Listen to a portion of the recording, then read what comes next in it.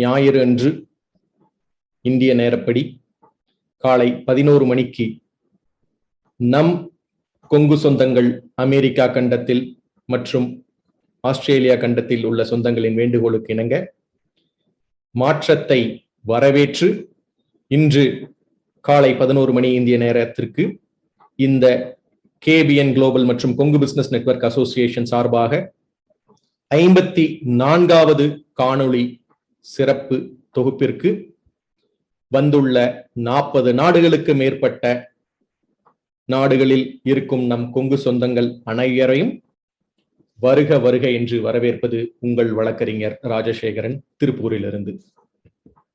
சொந்தங்களே, எண்ணி துணிக கருமம் துணிந்த பின் எண்ணுவாம் என்பது இழுக்கு என்ற வள்ளுவர் வாக்கிற்கிணங்க எடுத்த காரியத்தை செய்வது என்று முடிவெடுத்து விட்டால் அதை செயல்படுத்தி வெற்றி பெறுவதே ஒரு சிறந்த வெற்றிக்குண்டான வழி.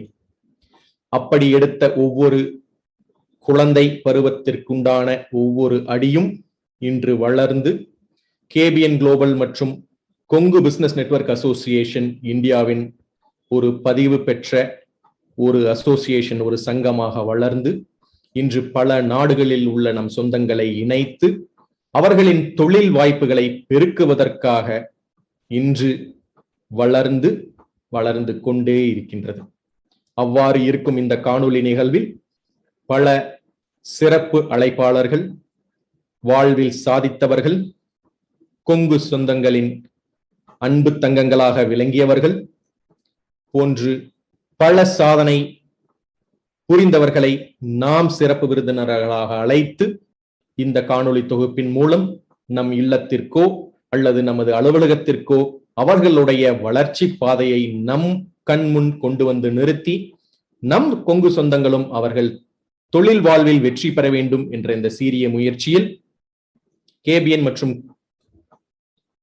கொங்கு பிசினஸ் நெட்வொர்க் அசோசியேஷன் இணைந்து செயல்பட்டுக் கொண்டிருக்கின்றது என்ற ஒரு சந்தோஷமான இந்த தருணத்தை அனைவரிடம் பகிர்ந்து கொண்டு இன்றைய காணொளியை துவங்குவதற்கு முன்பு ஒவ்வொரு காணொளி நிகழ்விலும் நம் கொங்கு சொந்தமான கேபிஎன் குளோபல் டெலிகிராம் குழுவில் இருக்கும் ஒவ்வொரு மெம்பருக்கும், அதாவது ஒவ்வொரு சந்தாதாரர், சந்தா என்றால் நம் சந்தா வசூலிக்காமல் அவர்களை நம் ஒரு குடும்பத்தில் அங்கத்தினராக வைத்தவர்கள் தொழிலை வெற்றி வாய்ப்பு பெறுவதற்காக அனைத்து விதமான உதவிகளையும் செய்து கொண்டிருக்கும் இந்த தருணத்தில் இன்றைய காலப்பொழுதில் ஒரு சொந்தத்தின் அவருடைய தொழில் வாய்ப்பை பற்றி இன்று ஒரு சிறிய காணொளி உங்கள் முன்பாக இதோ.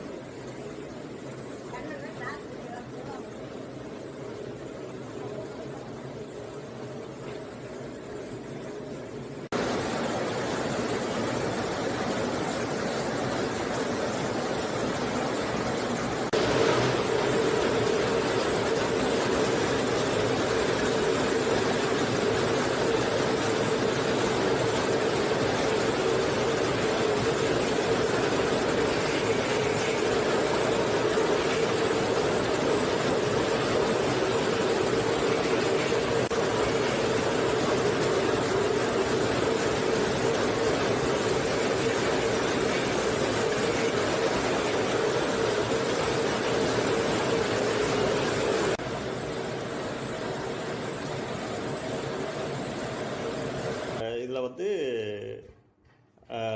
நம்மளுக்கு புட்டா உள்ளுக்குள்ளே வந்து செல்ஃபு கிராண்டாக இருக்கும், முந்தி வந்து ரொம்ப கிராண்டாக இருக்கும். ப்ளவுஸ் வந்து பிளைன் ப்ளவுஸு. அப்படியே காட்டுமா, அப்படியே காட்டு, மேலே தூக்கி காட்டு. இது வந்து முந்தி, அப்படியே வைங்க. இது வந்து முந்தி. இதுலேயும் நம்மளால் 40 சீலை கொடுக்க முடியுங்க. இது வந்து பெரிய புட்டா, பாடி ஃபுல்லாக பெரிய பெரிய புட்டா வரும். ஓப்பன் பண்ணுமா. முந்தி வந்து ரொம்ப ஆர்டிஸ்டிக் நேச்சராக இருக்கிற ஒரு முந்தி, சரிங்களா? இதில் கொடுக்க முடியும் நம்மளால். பாடி திருப்பி காட்டுமா, முந்தி காட்டுங்க. இது முந்திங்க, அப்படியே பாடி காட்டுங்க, திருப்பிக்குங்க. அப்படியே தூக்கி காட்டுங்க. இது வந்து பாடி, ஓகேங்களா? இது ப்ளவுஸ் காட்டுமா.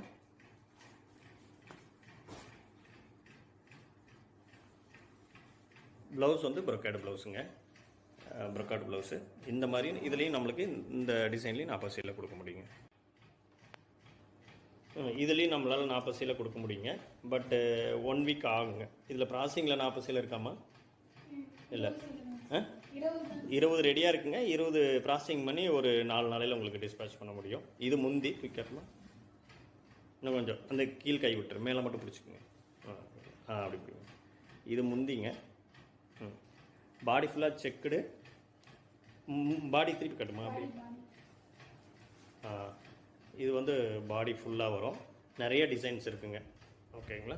இதுவும் நம்மளால் கொடுக்க முடியும். அருமை. சிறிய காணொளி தொகுப்பு 2 நிமிடங்களுக்குள்ளாக நம் கொங்கு சொந்தங்கள் அவர்களுடைய தொழில் மற்றும் அவர்களுக்கு தனிப்பட்ட தேவை ஏதாவது இருப்பின் யுனிவர்சல் லைஃப் ஸ்டைல் சேலம் என்ற நம் சொந்தத்தை அணுகி அவர்களுக்கு உண்டான தொழில் வாய்ப்புகளோ அல்லது அவர்களுக்கு தேவைப்படும் வாய்ப்புகளை அவர்களுக்கு கொடுத்து உதவுமாறு கேட்டுக்கொண்டு இன்றைய சிறப்பு காணொளிக்கு செல்வதற்கு முன்னர் சிறப்பு விருந்தினரை பற்றி ஒரு அறிமுகம் செய்வதற்கு முன்னர் இன்று நம்முடன் மற்றொரு கொங்கு சொந்தமான அகில உலக பயிற்சியாளராக திகழும் திரு சிவக்குமார் பழனியப்பன் அவர்களும் நம்முடன் இணைந்துள்ளார்.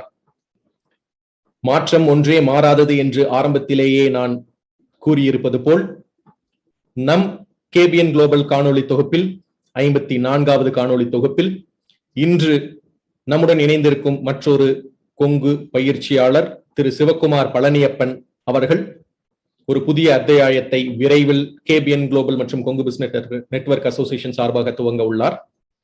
அதற்கு முத்தாய்ப்பாக அவருக்கு ஒரு அறிமுக விழாவும் அறிமுகத்தை தெரிவிப்பதற்கு இன்று நாம்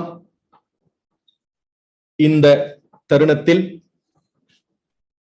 கொங்கு சொந்தமான நமது சிவக்குமார் பழனியப்பன் அவர்களை பற்றிய ஒரு சிறிய அறிமுகம்.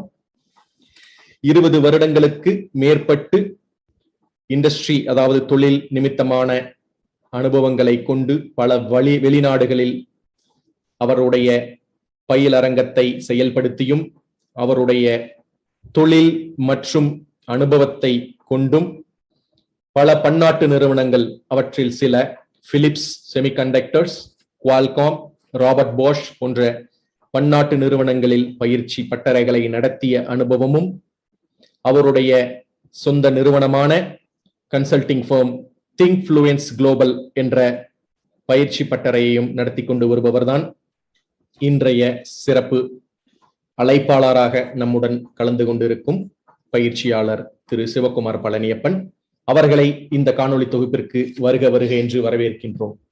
வணக்கம்.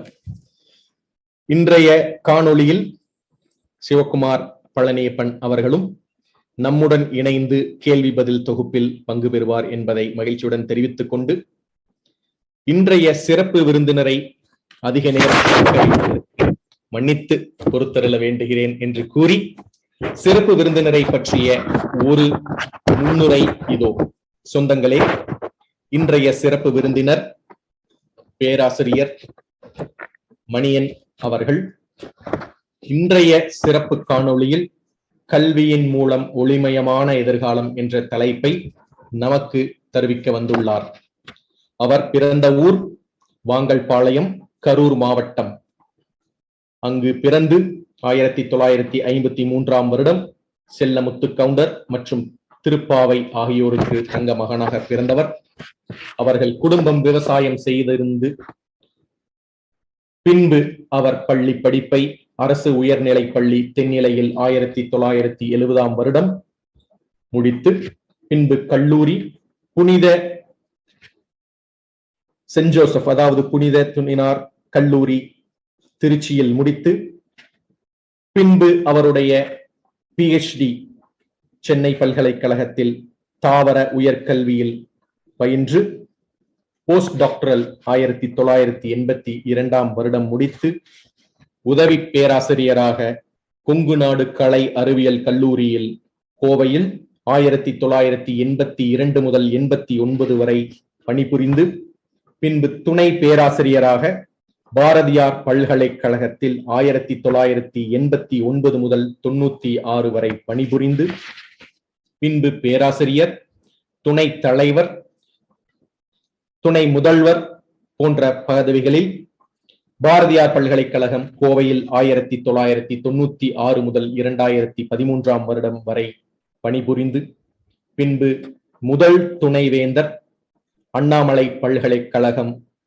அரசு கையகப்படுத்திய பின்பு 2015 முதல் 2018 வரை வெற்றிகரமாக ஒரு முத்திரையை பதித்த நம் கொங்கு சொந்தம் இன்றைய சிறப்பு விருந்தினர் பேராசிரியர் மணியன் அவர்கள். அவர் பல வெளிநாடுகளுக்கு சுற்றி பறந்தவர். United Kingdom, United States of America, France, Latvia, Austria, Netherlands, Malaysia, China, Sri Lanka, Japan, Singapore என்ற பட்டியல் நீண்டு கொண்டே இருக்கின்றது. இவர் PhD மாணவர்கள் 24 பேரை பேராசிரியர்களாக உருவாக்கி முனைவர் பட்டம் பெற்று அவர்கள் வாழ்விலும் ஒளியேற்றிய முக்கியமான ஒரு தருணத்தையும் இந்த காணொளியில் தெரிவிப்பதில் நாங்கள் மட்டற்ற மகிழ்ச்சி அடைகிறோம். சுமார் 150க்கும் மேற்பட்ட ஆய்வுக் கட்டுரைகளை வெளியிட்டவர். தொழில்துறையில் அவருடைய அனுபவங்கள் என்னவென்றால், ஹார்டிகல்ச்சரல் ரிசர்ச் இன்டர்நேஷனல் யுனைடெட் கிங்டமில் பணியாற்றிய அனுபவம், சுகுணா பவுல்ட்ரி ஃபார்ம் லிமிடெடில் ஆலோசகராக பணியாற்றிய அனுபவம், பாரி அக்ரோ இண்டஸ்ட்ரீஸ் வால்பாறையில் ஆலோசகராக பணியாற்றிய அனுபவம் மற்றும் பல தொழில்களில் அட்வைசராகவும் சீனியர் ஆலோசகராகவும் இருந்து இன்று அவர் வைஸ் சான்சலர், அதாவது துணைவேந்தராக இருந்து அண்ணாமலை பல்கலைக்கழகத்தில் இருந்து ஓய்வு பெற்றால் இன்றும் அவருடைய பங்களிப்பு இந்த சமுதாயத்திற்கு தொடர்ந்து கொண்டே இருக்கின்றது. அந்த ஒரு பங்களிப்பு இன்று நம் கொங்கு சொந்தங்களுக்கும் KBN குளோபல் மற்றும் கொங்கு பிசினஸ் நெட்வொர்க் அசோசியேஷன் சார்பாக இன்று நமக்கு கிடைத்திருப்பது ஒரு முத்தாய்ப்பான தருணம் என்பதில் எவ்வித ஐயமும் இல்லை. அவருடைய சாதனைகளை சிலவற்றை சொல்ல விரும்புகின்றேன். உயிர் தகவலியல், அதாவது பயோ இன்ஃபர்மேட்டிக்ஸ் துறையில் முதுகலை படிப்பை இந்தியாவில் முதல் துவக்கியது. அண்ணாமலை பல்கலைக்கழகத்தில் நிதி சுமையை சீர்படுத்தி பல்கலைக்கழகத்தை நிலைநிறுத்தியது. அங்கு மிகை ஊழியர்கள், அதாவது 3600 பேர் தேவையில்லாமல் இருந்ததை கண்டறிந்து அரசு சார்ந்த வேற்று மையங்களுக்கு பணி நிரவல் செய்து நிதி சுமையை குறைத்தது. சிதம்பரம் அரசு மருத்துவமனை ராஜா முத்தையா மருத்துவக் கல்லூரியோடு இணைந்ததும் புறந் நோயாளி வருகையை சுமார் 250 இருந்து 4000 உயர்த்தி மருத்துவக் கல்லூரியை மூடுவதில் இருந்து காப்பாற்றி மக்கள் சேவையை ஆற்றியதிலும் அவர்தம் பங்கு அளப்பரியது. ஆய்வு மாணவர் எண்ணிக்கையை சுமார் 1000 இருந்து 3000 வரை அதிகரித்து அதன் மூலம் ஆய்வு கட்டுரைகளின் எண்ணிக்கையை 2 to 4 மடங்கு உயர்த்தி உலக தர எண்ணிக்கையில் 800 முதல் 1000 தரவரிசையில் உலக உயிரியல் தரவரிசையில் முதல் 500 உலக தரவரிசையிலும் அண்ணாமலை பல்கலைக்கழகத்தை உயர்த்தது மிக மிக பாராட்டுக்குரிய ஒரு செயலாகும். டைம்ஸ் வேர்ல்ட் யூனிவர்சிட்டி ரேங்கிங் 2018 இதன் மூலம் மத்திய அரசிடம் இருந்து 25 கோடி நிதி பெற்று தந்தது இவருடைய சீரிய முயற்சியில் என்பதில் இந்த தருணத்தில் சந்தோஷத்துடன் பகிர்ந்து கொள்கிறேன். சொந்தங்களே, பல்கலைக்கழகின் ஆய்வு திட்டங்கள் மூலம் 19 கோடியிலிருந்து 120 கோடியாக உயர்த்தி கூட்டியது இவருடைய சாதனையின் மற்றொரு மைல்கல். அண்ணாமலை பல்கலைக்கழகம் தோன்ற காரணமான அன்றைய முதல்வர் டாக்டர் சுப்பராயன் பெயரை கல்வி வளாகத்திற்கு சூட்டியது என்று இவருடைய சாதனைகளின் பட்டியல் நீண்டு கொண்டே செல்வதால் நான் அதை சுருக்கமாக முடித்துக் கொள்கிறேன். அல்லது 1 மணி நேரம் அவருடைய சாதனையை சொல்வதிலேயே எனது நேரம் விரயமாகிவிடும் என்பதால் அவர் சாதனையை பறைசாற்றும் விதமாக ஒரு காணொளி உங்களுக்காக, உங்கள் பார்வைக்கு, உங்கள் கண்களுக்கு இதோ.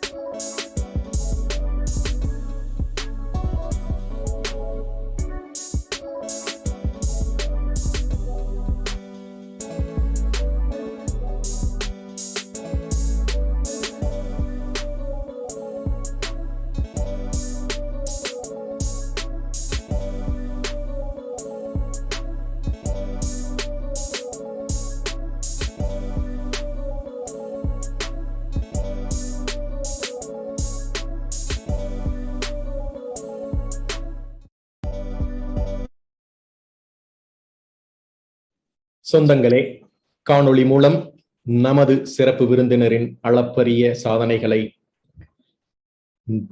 நிழல் படங்களின் தொகுப்பாக பார்த்ததில் உங்களுக்கு தெரிந்திருக்கும்.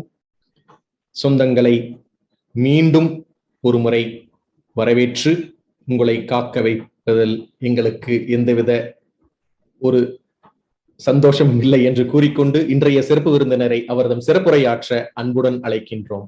வாருங்கள், பேராசிரியர் முனைவர் மணியன் ஐயா அவர்களே, உங்கள் சிறப்புரையை தொடங்குங்கள். வணக்கம். உலகம் முழுவதும் விரிந்து பறந்து வியாபித்திருக்கின்ற கொங்கு நண்பர்களுக்கு என்னுடைய முதற்கண் வணக்கத்தை தெரிவித்துக் கொள்கிறேன். இந்த நிகழ்ச்சியை மிகவும் சிறப்பாக தயாரித்து தொடர்ந்து வழங்கிக் கொண்டிருக்கின்ற மலேசியா பழனியப்பன் மாரப்பன் அவர்களுக்கும், வழக்கறிஞர் ராஜசேகரன் மாப்பிள்ளை அவர்களுக்கும், மற்றும் சேலம் இளஞ்செழியன் அவர்களுக்கும் என்னுடைய பாராட்டுகளை தெரிவித்துக் கொள்கிறேன்.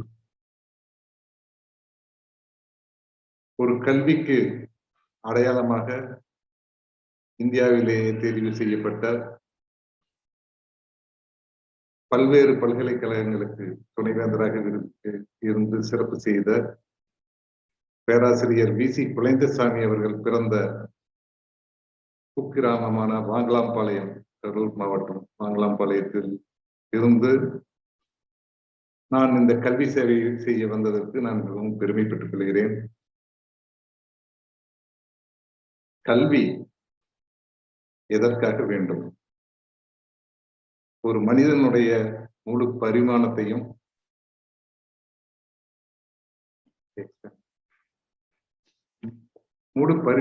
வெளிப்படுத்துவதற்கும்,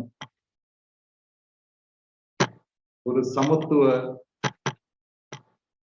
உலகத்தை, சமுதாயத்தை படைப்பதற்கும்,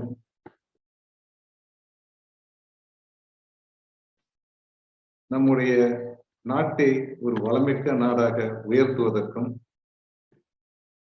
இங்குள்ள ஒவ்வொரு குடிமகனுக்கும் நல்ல கல்வி அவசியமாகிறது. இன்றைய நாட்களிலே நம்முடைய வேலை பளுவை பகிர்ந்து கொள்வதற்காக ஏராளமான இயந்திரங்கள் உருவாக்கப்பட்டிருக்கின்றன. ஆனால் அவற்றை சிறந்த முறையில் கையாளுவதற்கு கல்வி மிக மிக அவசியம். அது மட்டுமல்ல, இந்த நாகரிக உலகத்திலே அன்றாட வாழ்க்கையிலே நாம் கையாளுகின்ற ஏராளமான சிறு சிறு உபகரணங்கள், தொலைத்தொடர்புகள், ஏராளமான அரசு மற்றும் தொழில் செயல்கள், இவற்றையெல்லாம் சிறந்த முறையிலே நாம் சமாளிப்பதற்காக ஒவ்வொருவருக்கும் நல்ல தரமான கல்வி தேவைப்படுகிறது. ஆனால் அந்த காலத்திலே நம்முடைய முன்னோர்கள் கல்வி அறிவு என்பது தொழில் கல்வியாகவே, அதாவது தாத்தாவிடமிருந்து மகனுக்கும், மகனிடமிருந்து பேரனுக்கும், அதுவாக வழி வழியாக தொழில் கல்வியை கற்று வந்தார்கள். ஒரு விவசாய குடும்பத்தில் பரம்பரையாக விவசாயத்தை பெரியவர்களிடமிருந்து குழந்தைகள் கற்றுக்கொண்டார்கள். அதேபோல் ஒரு தச்சன், ஒரு மண்பாண்டம் செய்பவர், அவர்களெல்லாம் தனியாக அவர்களுடைய குழந்தைகளுக்கு படிப்பு சொல்லிக் கொடுக்க வேண்டியதில்லை. அதை பார்த்து வழி வழியாக, வாய்மொழியாக அவர்கள் கற்றுக்கொண்டார்கள். ஆனால் இன்று ஒரு கல்வி புரட்சி நடந்து கொண்டிருக்கிறது, தொழில் புரட்சி நடந்து கொண்டிருக்கிறது. அதிலே நம்முடைய சமுதாயம் ஒரு சிறப்பாக நம்மை நிலைநிறுத்திக் கொள்வதற்கு ஒரு முறையான கல்வி அவசியப்படுகிறது. 1950களிலே நடந்த கல்வி புரட்சியை நம்முடைய கொங்கு சமுதாயம் கைவிட்டு விட்டது. தொடர்ந்து நடந்த தொழில் புரட்சியிலும் நாம் பின்தங்கிவிட்டோம். ஆனால் நம்முடைய இனத்திற்கே உரிய கடும் உழைப்பு, விடாமுயற்சி, நேர்மை ஆகிய நற்பண்புகள் நம்மை பிற்காலத்தில் இந்த துறைகளிலே மற்றவர்களோடு போட்டி போட்டு நம்மை ஒரு உயர்த்தி கொள்ள ஏதுவாகி இருந்தது. அந்த காலத்திலே நம்முடைய இளைஞர்களுக்கு ஒரு சில துறைகளில் மட்டும்தான் கல்வியில் ஆர்வம் இருந்தது. குறிப்பாக பொறியியல் துறை. ஒருவர் என்ஜினியர் ஆனால் அந்த ஊரிலேயே அவர் அறியப்படுவார். அதனால் உந்தப்பட்டு எல்லா மாணவர்களும் அவரை ஒரு முன் உதாரணமாக எடுத்துக்கொண்டு என்ஜினியர் ஆக முயற்சி செய்வார்கள். நானும் கூட அந்த காலத்திலே அப்படித்தான் நினைத்தேன். என்னுடைய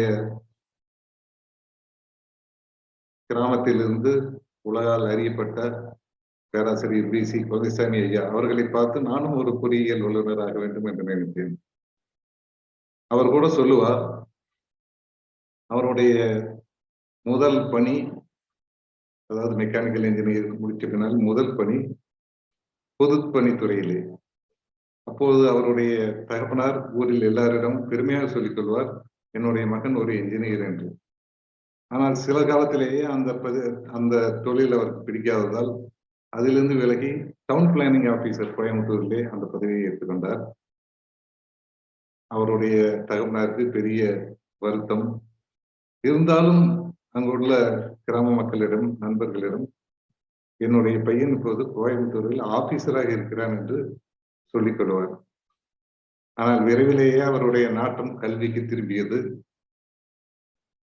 டவுன் பிளானிங் ஆபீசர் பதவியை துறந்துவிட்டு சிஐடி கல்லூரியிலே ஆசிரியர் பணியை மேற்கொண்டார்.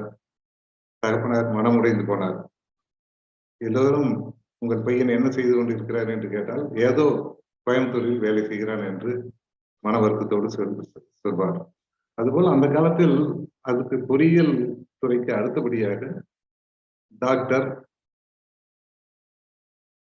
ஆனால் நிறைய வாய்ப்புகள் நம்முடைய இளைஞர்களுக்கு தெரியாமையே போய்விட்டது.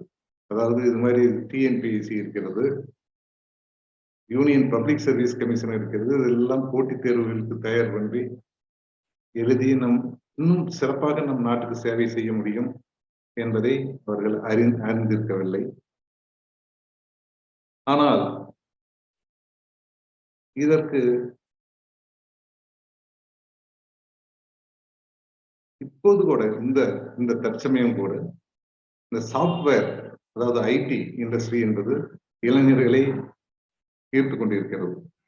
அவர்கள் கண்ணை மூடிக்கொண்டு ஒருவர் அந்த ஐடிக்குள் நுழைந்தால் வெளிநாடு போகலாம், உடனே வேலை கிடைக்கும் என்ற ஆர்வத்தில் எல்லோரும் ஐடி இண்டஸ்ட்ரிக்கே சென்று கொண்டிருக்கிறார்கள். ஆனால் இப்போது இருக்கின்ற வாய்ப்புகளை அவர்கள் அறிந்து கொள்ள தவறிவிடுகிறார்கள் என்றுதான் கூறுவேன். அவர்களுக்கு நல்ல தொடர்பை நம்ம ஏற்படுத்தி கொடுக்க வேண்டியது இது போன்ற படித்தவர்களுடைய கடமை.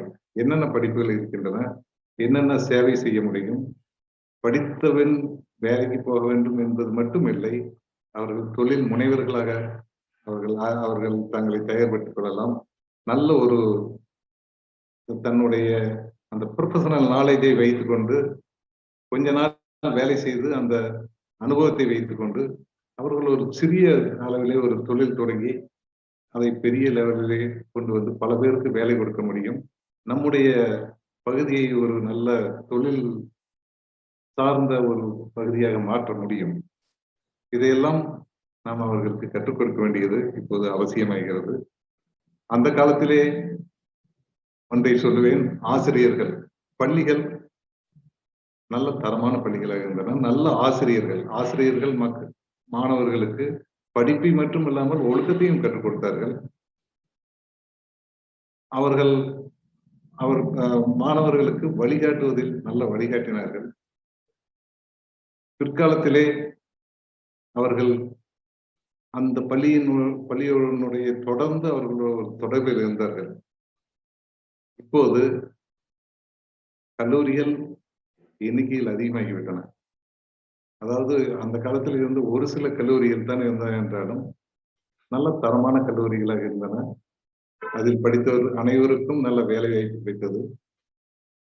நல்ல முறையிலே மாணவர்களை தயார் செய்தார்கள். பிற்காலத்திலே கல்வியிலே மூலதனம், தனியார் மூலதனம் தேவை என்கின்ற நிலை வந்தபோது ஏராளமான கல்லூரிகளுக்கு அங்கீகாரம் கொடுக்கப்பட்டது. அதாவது 50 கல்லூரிகள் பொறியியல் கல்லூரிகள் தமிழ்நாடு போதும் என்கின்ற நிலை இருந்தபோது 600-700 கல்லூரிகளுக்கு அங்கீகாரம் கொடுக்கப்பட்டது. இதனால் ஆசிரியர் பற்றாக்குறை, இன்ஃப்ராஸ்ட்ரக்சர் அதுல டெபிசியன்சி, மாணவர்களை சேர்ப்பதிலே போட்டி, தரகர்களை அணுகி மாணவர்களை சேர்க்க வேண்டும் என்ற போட்டி. ஆனால் இது நெடுநாள் நிற்கவில்லை. சீட்டு கட்டு போல் இப்போது சரிந்து கொண்டிருக்கின்றன. ஏராளமான கல்லூரிகள் மூடப்பட்டுக் கொண்டு வருகின்றன. இப்போது தொழில் முனைவோர் நாம் எதிர்பார்த்த அளவு அதிகமாக வரவில்லை. ஒரு புற்றீசலை போல மாணவர்களை நாம் தயார் பண்ணி வெளியே அனுப்பி கொண்டிருக்கிறோம்.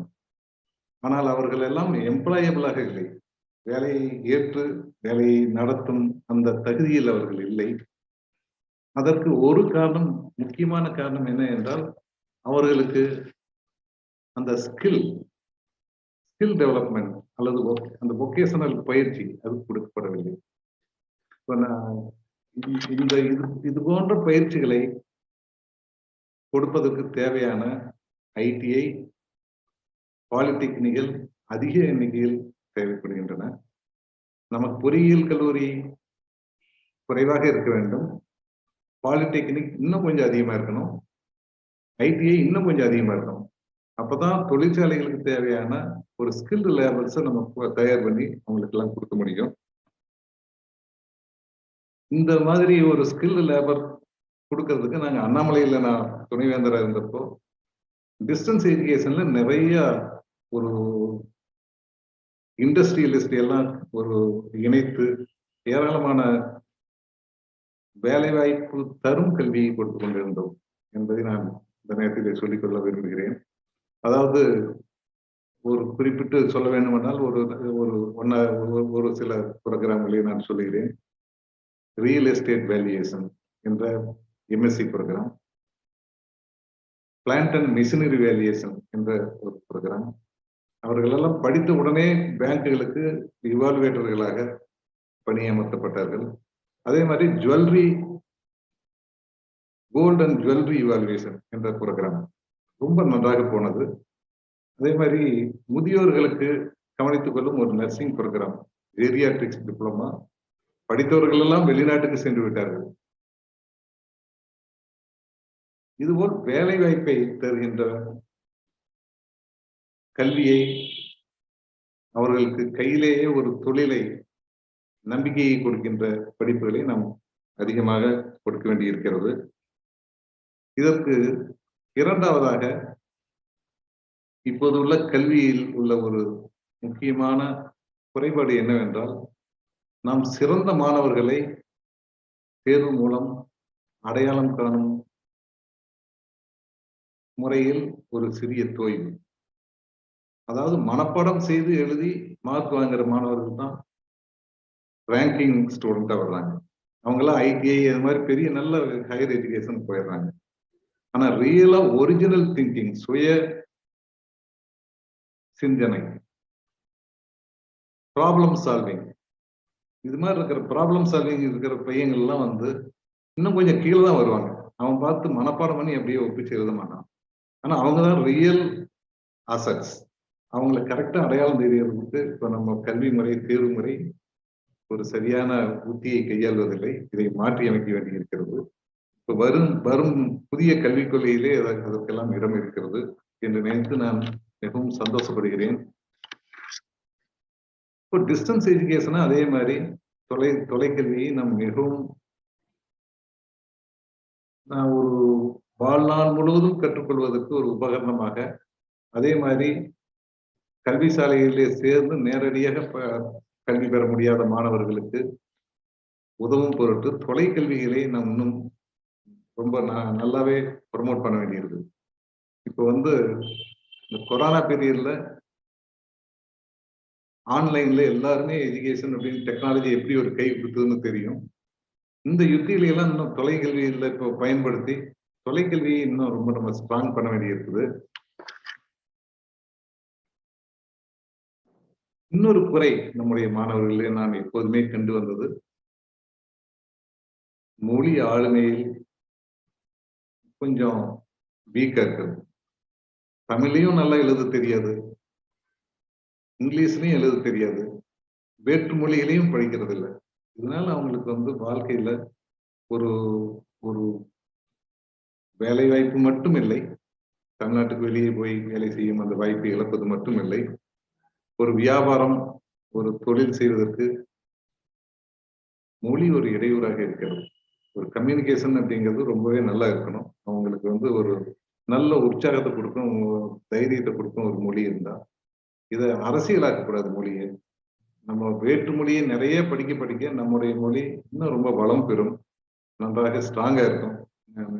அது வந்து எந்த வகையிலும் தாய்மொழியை பாதிக்காது என்பதுதான் என்னுடைய கொள்கை. ஆகவே மாணவர்கள், நான் இது தாய்மொழியை தவிர வேற எதையும் படிக்க மாட்டேன் என்பதை நாம் அவர்களுக்கு ஆரம்பத்திலேயே சொல்லி அவர்களை நிறைய மொழிகளை படிக்க நாம் ஊக்குவிக்க வேண்டும்.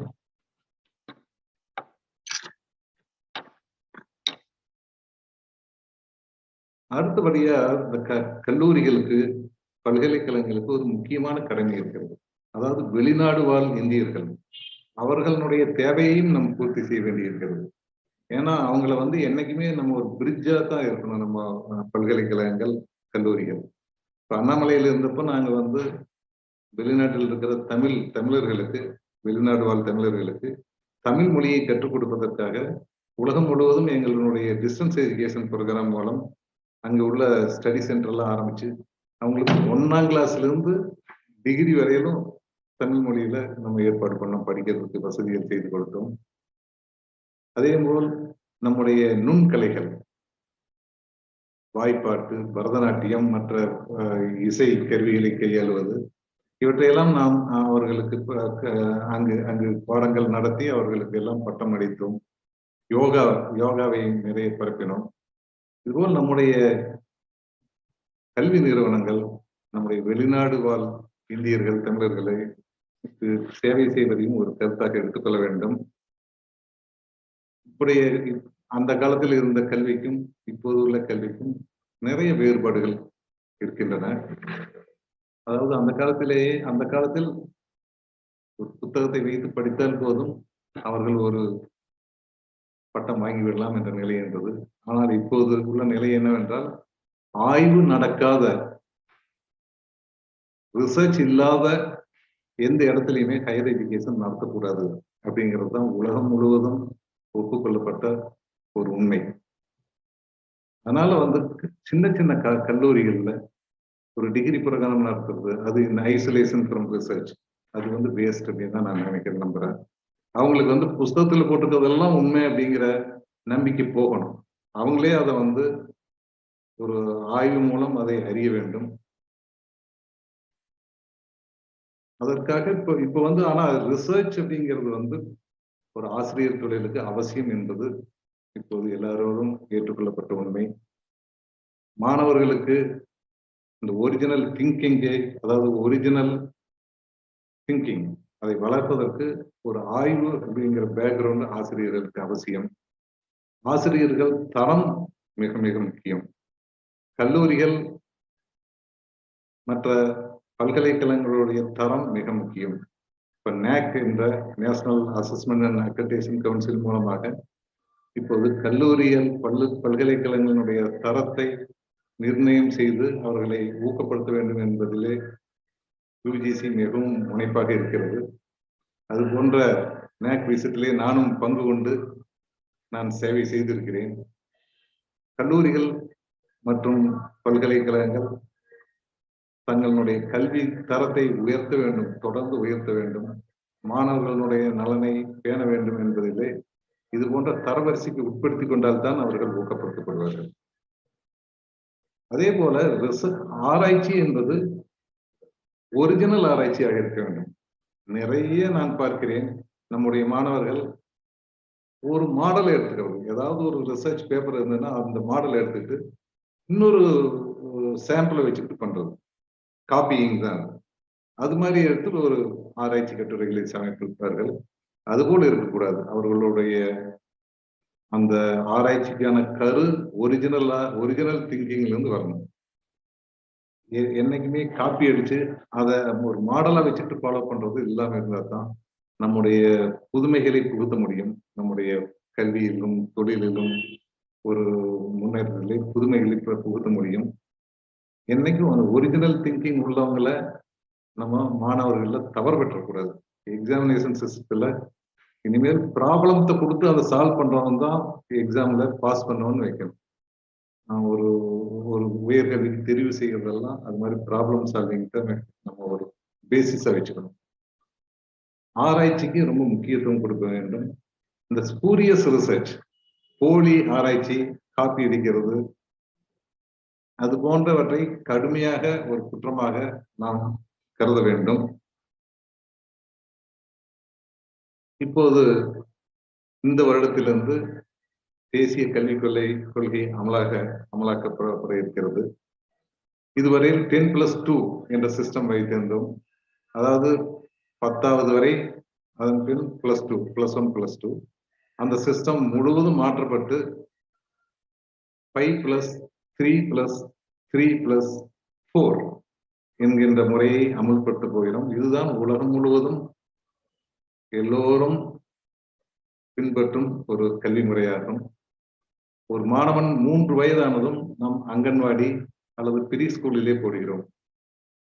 அந்த 3 வயதிலிருந்து 6 வயது வரை தான் ஒரு குழந்தை மிக மிக நன்றாக கற்றுக்கொள்கின்ற, மூளை நல்லா வேலை செய்கிற ஒரு சமயம். அந்த சமயத்திலே அவர்களை தவறவிடக்கூடாது. எந்த மொழியையும் சுலபமாக குழந்தை கற்றுக்கொள்ளும். அந்த அந்த மழலையர் பருவம் 2 வருடம், 3 வருடம், பிறகு 1வது 2வது, இதையெல்லாம் சேர்த்து ஆயத்த கல்வி என்கின்றோம்,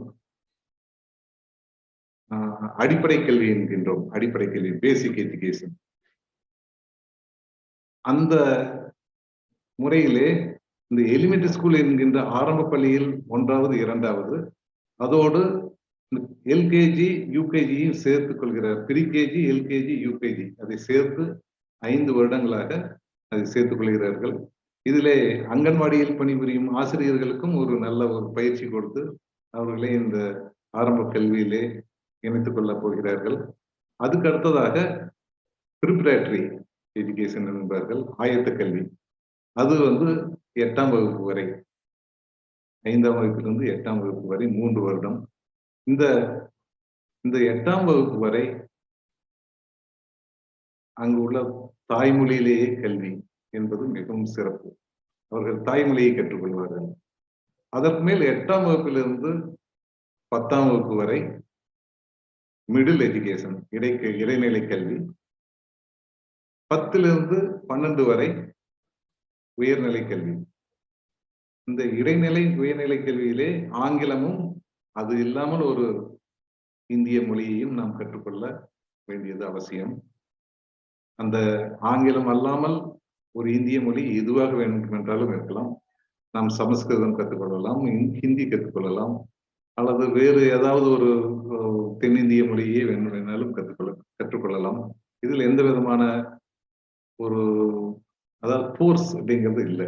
அதனால இது மும்மொழி கொள்கை என்றால் கூட மாணவர்களுடைய நம்முடைய விருப்பத்துக்கு இணங்க நாம் தேர்வு செய்து கொள்ளலாம்.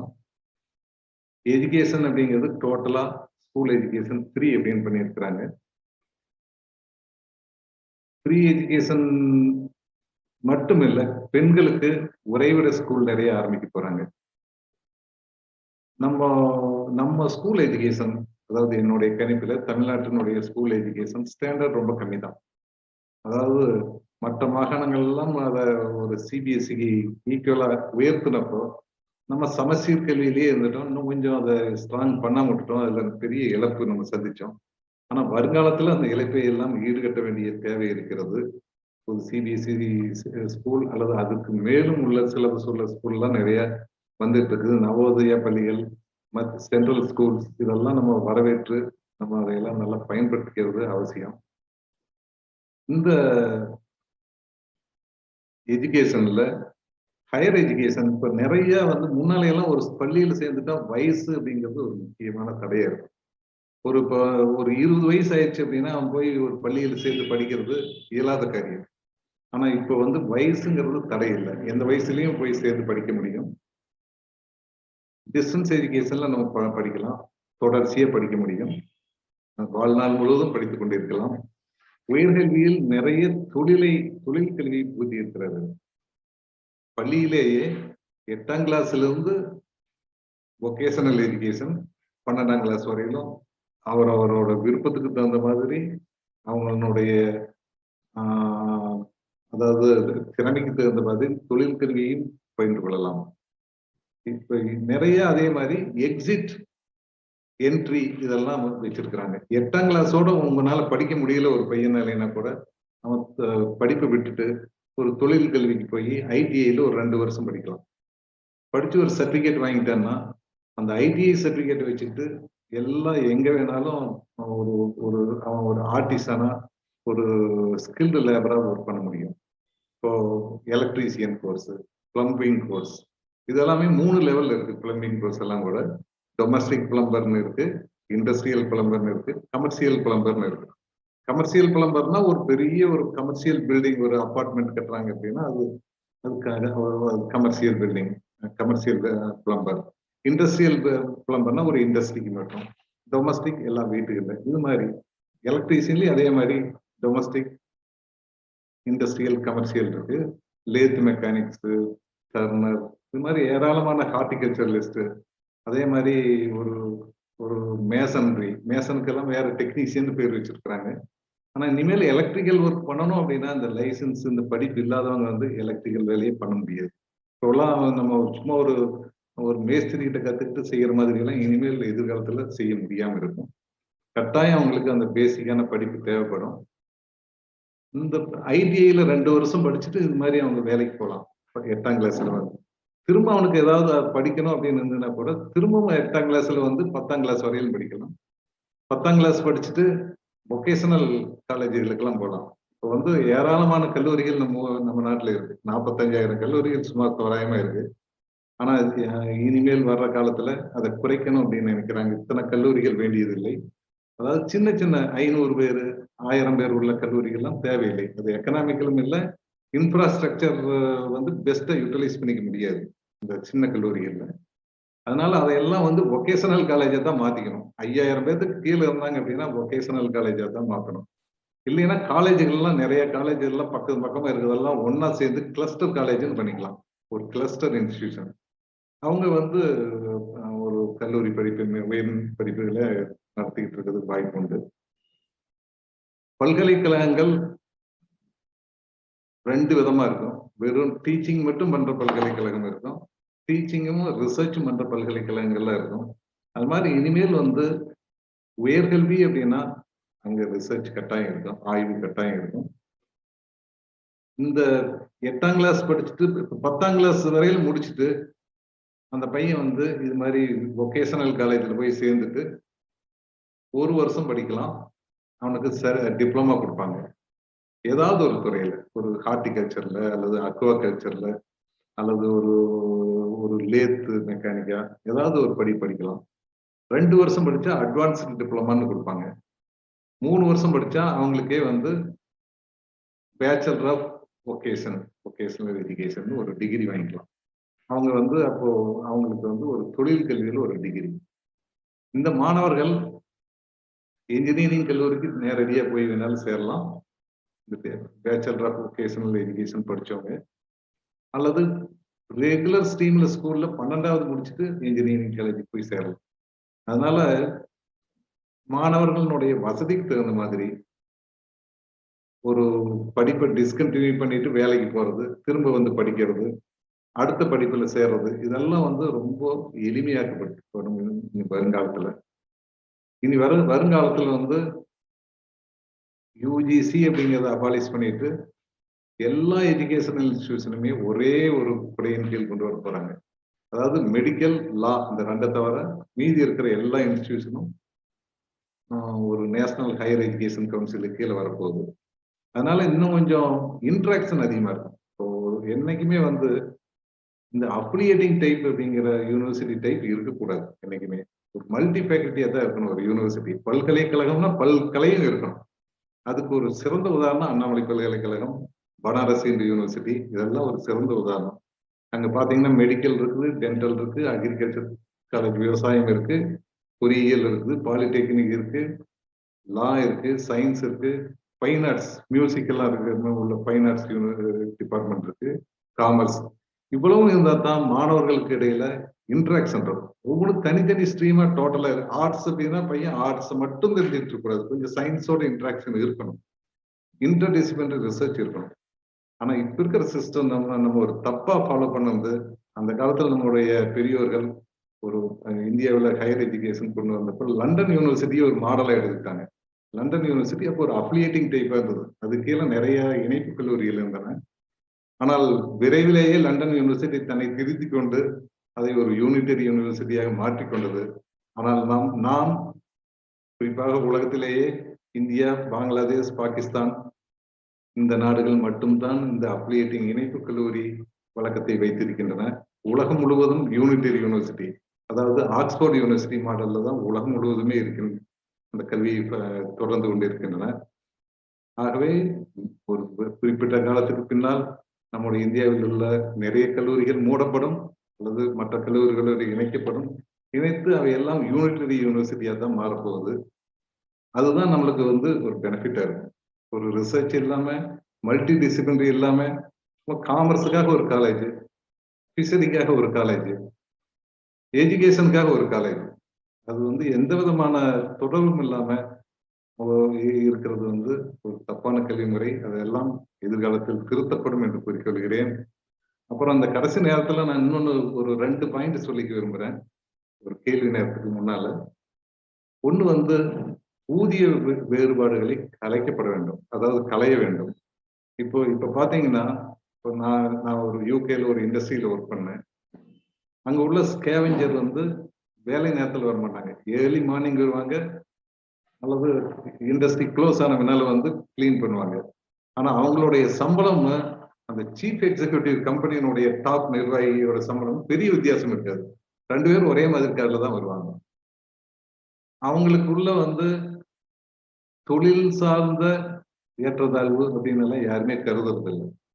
ஒரு ஃபங்க்ஷன் அப்படின்னு கிறிஸ்துமஸ் அப்படின்னு வந்ததுன்னா சீஃப் எக்ஸிக்யூட்டிவோட ஒரு ஸ்கேவெஞ்சர் பொம்பளை கை போட்டுட்டு ஆடுவாங்க, டான்ஸ் நடனம் ஆடுவாங்க. அதெல்லாம் அங்கே மக்கள் ஏற்றுக்கொண்ட விஷயம். ஆனா இங்க தொழில் சார்ந்த ஏற்றத்தாழ்வுகள் அதிகமாக இருக்கின்றன. அது களையப்பட வேண்டும். அப்பொழுதுதான் இந்த ஸ்கில், திறன் சார்ந்த அந்த தொழில்களுக்கும் அறிவு சார்ந்த தொழில்களுக்கும் பெரிய வித்தியாசம் இல்லாம எல்லா மாணவர்களும் எல்லா துறைக்கும் போவாங்க. அதாவது ஒரு கார்பெண்டர் வேலைக்கு போறவங்களும் இன்ஜினியர் வேலைக்கு போறவங்களும் சம்பளத்துல பெரிய வித்தியாசம் இருக்கக்கூடாது. 2 தொழிலும் சமம் என்று நாம் கருத வேண்டும். அது ஒரு முக்கியமானது. அடுத்தது ஒரு முக்கியமான பாயிண்ட் என்ன அப்படின்னா, நம்முடைய தமிழ்நாட்டிலே எல்டர்லி பாப்புலேஷன் அவங்களுடைய விகிதம் அதிகமாகிக் கொண்டே போகிறது. இந்தியாவினுடைய சராசரி முதியோரினுடைய சதவீதமானது 17.2. மிச்சமெல்லாம் இளைஞர்கள். உலகத்துல உள்ள மற்ற நாடுகளை எல்லாம் கம்பேர் பண்ணா, சைனாவெல்லாம் கம்பேர் பண்ணா, நல்ல வேலை செய்யக்கூடிய இளைஞர்கள் நம்ம நாட்டில் தான் அதிகம். அதுல எந்த விதமான சந்தேகமும் இல்லை. அவர்களுடைய பங்களிப்பு நாட்டிற்கு இருந்து கொண்டிருக்கும். ஆனால் அதே நேரத்திலே தமிழ்நாட்டிலே 19.4, அதாவது ஒரு 2% எல்டர்லி பாப்புலேஷன் அதிகம். இந்த 2% ஒரு பெரிய டிஃபரன்ஸ் காட்டும்.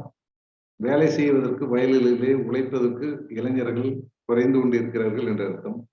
ஆகவே நம் வட இந்தியாவிலிருந்து வேற மாநிலங்களிலிருந்து நம் உழைப்பாளர்களை தெரிவிக்க வேண்டியிருக்கிறது. இந்த நிலை தொடர்ந்து கொண்டிருந்தால் அதற்கு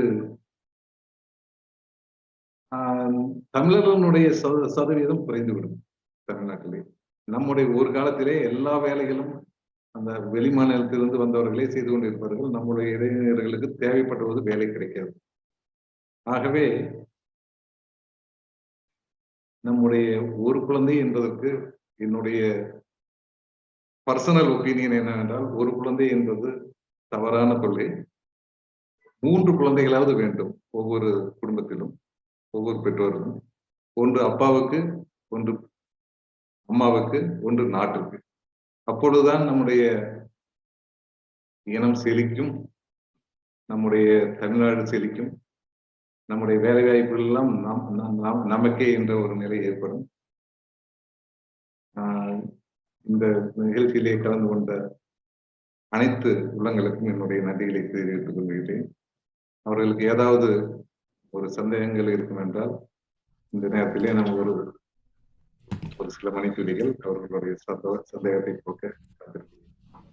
கண்டிப்பாக இன்றைய சிறப்பு விருந்தினரின் ஒரு அருமையான விளக்கம் மற்றும் சிறப்புரை என்பது அமைதியான முறையில் அழுத்தம் திருத்தமாக பசுமரத்து ஆணி போல் பல விஷயங்களை நமக்கு கூறியுள்ளார். கண்டிப்பாக நாங்கள் கேள்விகள் ஏதாவது இருந்தா போடுங்கன்னு சொல்லுவதற்கு முன்பே நிறைய சொந்தங்கள் கேள்விகள் அனுப்பியிருக்கீங்க. இன்றைய கேள்வி பதில் இன்றைய சிறப்பு அழைப்பாளர் திரு சிவகுமார் பழனியப்பன் அவர் கொண்டு செல்வார். இன்றைய கேள்வி பதிலை நம் சிறப்பு அழைப்பாளர், நம் சொந்தம், உலக அரங்கில் கொடிகட்டி பறக்கும் பயிற்சியாளர் திரு சிவகுமார் பழனியப்பன் அவர்களிடம் ஒப்படைக்கின்றேன். வாருங்கள், நம் சொந்தங்களின் கேள்வி பதில்களை கொண்டு சென்று இன்றைய சிறப்பு விருந்தினரிடம் தெளிவு பெற்று நம் சொந்தங்களுக்கு தெளிவுரை வழங்குமாறு உங்களை அன்புடன் அழைக்கின்றேன். நன்றி நன்றி ராஜசேகரன். அனைவருக்கும் அன்பு வணக்கம். மணியனையா வணக்கங்க. ஒரு மிக சிறப்பான ஒரு உரை நீங்க நிகழ்த்தினீங்க. நிறைய கேள்விகள் வந்திருக்கு நம்முடைய சொந்தங்கள்ட்ட இருந்து. முக்கியமான கேள்வி என்ன அப்படின்னா, இந்த நியூ எஜுகேஷன் பாலிசி அப்படிங்கிறது வந்து கவர்மெண்ட் ஆஃப் இந்தியா இல்லை மினிஸ்டர் லெவலில், பியூரோக்ராட்ஸ் லெவலில் அவங்கள மாதிரி பெரிய சிறந்த அறிஞர்களெல்லாம் உட்காந்து நிறைய கட்டமைச்சு கொண்டு வர போறீங்க. ஒரு சாதாரண ஒரு பேரண்டா, ஒரு பெற்றோரா வந்து என்ன பண்ணலாம்? நம்ம ஒரு பெற்றோருங்கிற முறையில் நம்முடைய குழந்தைகளுக்கு வந்து ஒரு நல்ல ஒளிமயமான ஒரு எதிர்காலம் கல்வியின் மூலம் கொடுக்கணும்னா ஒரு பேரண்டா what can a parent do அப்படின்னு சொல்லுங்க ஐயா.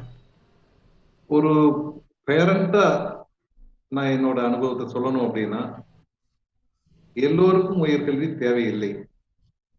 அவர்களுடைய திறமைகளுக்கு, அவங்களுக்கு உள்ள இன்ட்ரெஸ்டுக்கு தகுந்த மாதிரி அவங்கள படிக்கிறதுக்கு நம்ம ஒரு ஃப்ரீடம் கொடுக்கணும். இப்ப தொழில் கல்வி அப்படிங்கிறது வந்து அந்த காலத்துல நாங்கெல்லாம் படிக்கிறப்போ கொஞ்சம் ஸ்பெஷல், அதாவது எலெக்டிவ்ஸ் அப்படிங்கிற மாதிரி ஸ்கூல்லேயே வச்சிருந்தாங்க. Algebra, geometry, even engineering programme எல்லாம். நம்ம ரூட்ஸ் ஐயா அவர் ராமசாமி அவர் கூட பேசினாரு. அவருக்கு வந்து இந்த தொழில இன்ட்ரெஸ்ட் வந்ததுக்கு காரணமே மணி ஸ்கூல்ல அவர் ஒரு தொழில் கல்வி படிச்சதுனாலதான் அவருக்கு அதுல ஒரு நாட்டம் ஏற்பட்டதுன்னு. அது மாதிரி மாணவர்களுக்கு எதுல நாட்டம் இருக்குதோ அது அதுல வந்து நம்ம அவங்களை விட்டுடலாம். அதான் பெஸ்ட். அதாவது நாட்டுக்கு வந்து எல்லோருக்கும் உயர்கல்வி என்பது தேவையில்லை. ஆனால் தொழிற்சாலைகளுக்கு திறன் மேம்பாட்டு கல்வி தேவை. Skill, vocational education, skill education தேவை. அந்த சேலரி வித்தியாசம் அப்படிங்கிறது குறைஞ்சது அப்படின்னா, நேரோ டவுன் ஆச்சு அப்படின்னா, நம்ம பிரிட்ஜ் பண்ணிட்டோம்னா யாரும் எந்த தொழிலுக்கு வேணாலும் போகலாம். அதுவும் அந்த திறன் மேம்பாட்டுல இருக்கிறவங்க, ஸ்கில்ல இருக்கிறவங்க ஒரு தொழில் முனைவோரா வர்றதுக்கு நிறைய வாய்ப்புகள் உண்டு. அவங்க வந்து கடைசி வரையிலும் எம்ப்ளாய்மெண்ட்லயே இருக்கணும் அப்படிங்கிறதெல்லாம் இல்லை. என்னோட நண்பர்கள் நிறைய பேர் இது மாதிரி ஒரு தொழிற்சாலைகள்ல ஒரு வேலை செஞ்சு நல்ல அதுல ஒரு ஆளுமை, அந்த ஒரு மிஷினரி எல்லாம் ஆப்ரேட் பண்றதுல எல்லாம் அவங்களுக்கு எக்ஸ்பர்ட்டா ஆன பின்னால அவங்க வந்து ஒரு ஃபியூ இயர்ஸ் கழிச்சு வெளியே வந்து ஒரு தொழில் ஆரம்பிச்சு பெரிய லெவலுக்கு நல்ல ஒரு பல பேருக்கு வேலை வாய்ப்பு கொடுக்குற ஒரு தொழில் அதிபர்களா வந்து இருக்கிறாங்க. அதனால வந்து புதிய கல்விக் கொள்கையில பேரண்ட்ங்கிறவங்க வந்து மாணவர்களுக்கு என்ன இன்ட்ரெஸ்டோ அதை மட்டும் ஒரு சப்போர்ட் பண்ணா போதும்னு நினைக்கிறேன். அவங்க வந்துருவாங்க, மேல வந்துருவாங்க. திணிக்க கூடாது. ஒரு டாக்டர் தன்னோட பையன் டாக்டர் ஆகணும்னு திணிக்க கூடாது. திணிக்க கொய்யா நம்ம வந்து நிறைய நேரம் பெற்றோர் வந்து நான் படிக்க நினைச்சேன், நான் தான் படிக்க முடியல, நீயாவது படி அப்படின்னு சொல்லி நம்ம கனவுகளை வந்து அவங்க மேல சுமத்திடுறோம், அவங்கள ஃபோர்ஸ் பண்ணி புஷ் பண்றோம். அது இல்லாம குழந்தைகளுக்கு என்ன வேணும்னு கொஞ்சம் உட்கார்ந்து கண்டுபிடிச்சு அவங்களுடைய விருப்பம் அதுல, ஆமா, அவங்களுக்கு எதுல ஒரு திறமை இருக்குது அப்படிங்கறத நம்ம ஒரு ஊக்குவிக்க வேண்டியது பெற்றோரோட கடமை. அருமைங்க, அருமையான பதிலுங்க.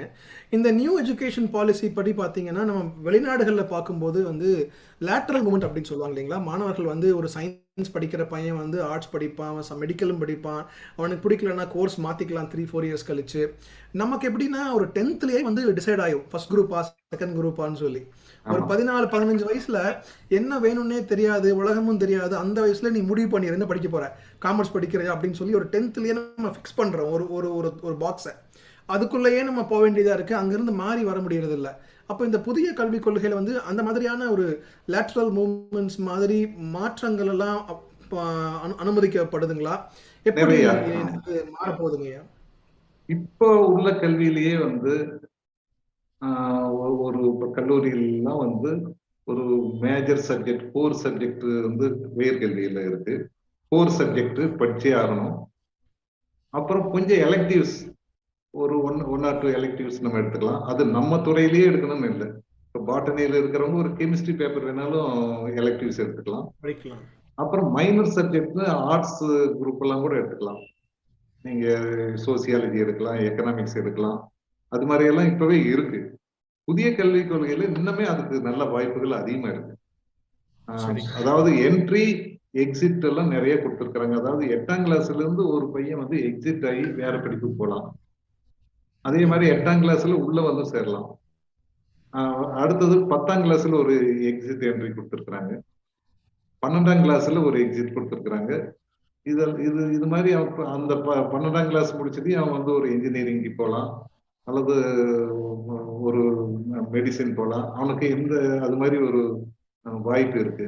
அதே மாதிரி நடுவுல படிச்சுட்டு வெளியே போய் கொஞ்ச நாள் ஒர்க் பண்ணிட்டு திரும்ப வந்து படிக்கிறதுக்கும் வாய்ப்பு உண்டு. அது மட்டும் இல்லாம வொகேஷனல் ஸ்ட்ரீம்லயே காலையில படிச்சுட்டு ஒரு மத்தியானம் போய் வேலை செஞ்சுட்டு வர்றதுக்கும் வாய்ப்பு இல்லைங்களா?